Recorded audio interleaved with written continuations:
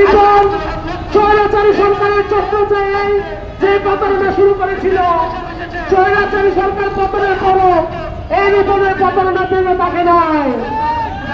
আমরা চাই এই রিপনকে বাংলার মাটিতে সর্বোচ্চ শাস্তি ফাঁসিতে ঝুলিয়ে তার মৃত্যুদণ্ড কার্যকর করা হয়।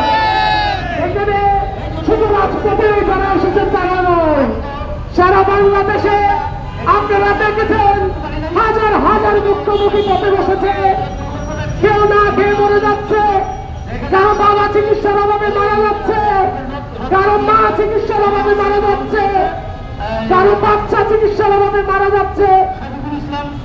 এছাড়া আরো অনেকে বিভিন্ন সমস্যায়, বিশেষ করে আমরা যেটা শুনতে পাই ব্যাংক লোন নিয়ে অনেকে নিঃস্ব হয়ে গেছে। বাসা থেকে ব্যাংকে গিয়ে সবাই ওই মানে যারা লোন নিয়েছে ওই মানুষটিকে বাসা থেকে বের করে দিয়ে যাবে।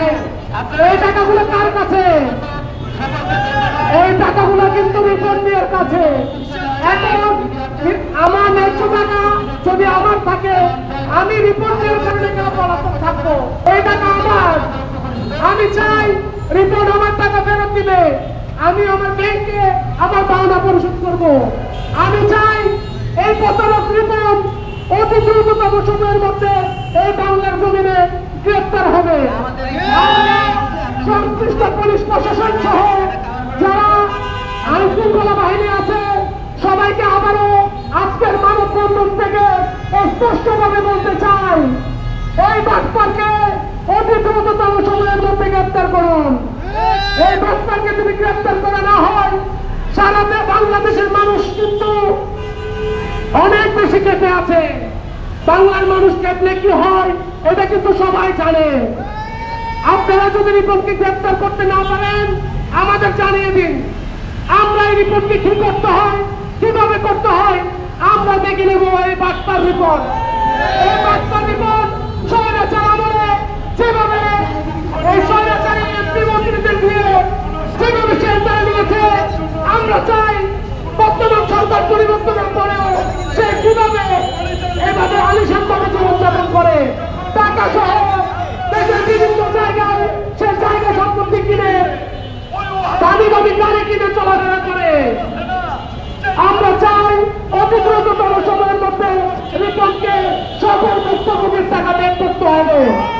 আমি বাণিজ্য মন্ত্রণালয়, ভোক্তা অধিকার সহ যারা এগুলো নিয়ে কাজ করছেন সবাইকে বলতে চাই, আমরা আগেও বলেছি আপনারা অতি দ্রুততম সময়ের মধ্যে এই রিপনের বিরুদ্ধে ব্যবস্থা নিন এবং যারা ভুক্তভোগী গ্রাহক আছে, যারা পথে হয়েছে, যারা বাড়িঘর ছাড়া হয়েছে এই রিপনের কারণে, এই রিপনের বিরুদ্ধে অতি দ্রুততম সময়ের মধ্যে ব্যবস্থা গ্রহণ করুন এবং সবার টাকা দ্রুততম সময়ের মধ্যে শেষ করুন।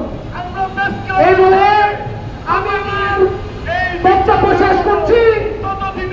আমি এই মুহূর্তে আমাদের আরেকজন সহযোদ্ধাকে কিছু বলার জন্য অনুরোধ করছি। আছেন? আচ্ছা ভাই, আমাদের একটা ফেস্টুলের ব্যাগ ছিল, টাকা ব্যাগ, কার কাছে ওটা?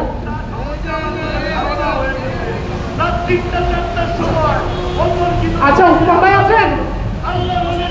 ওসমান ভাই, ওসমান ভাই,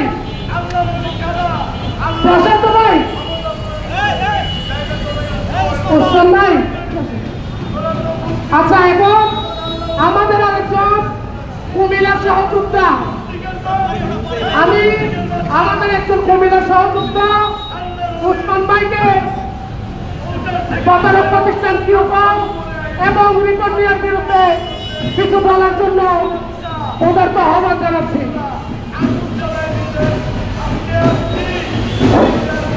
আসসালামু আলাইকুম সকল ভুক্তভোগী সহযোদ্ধারা।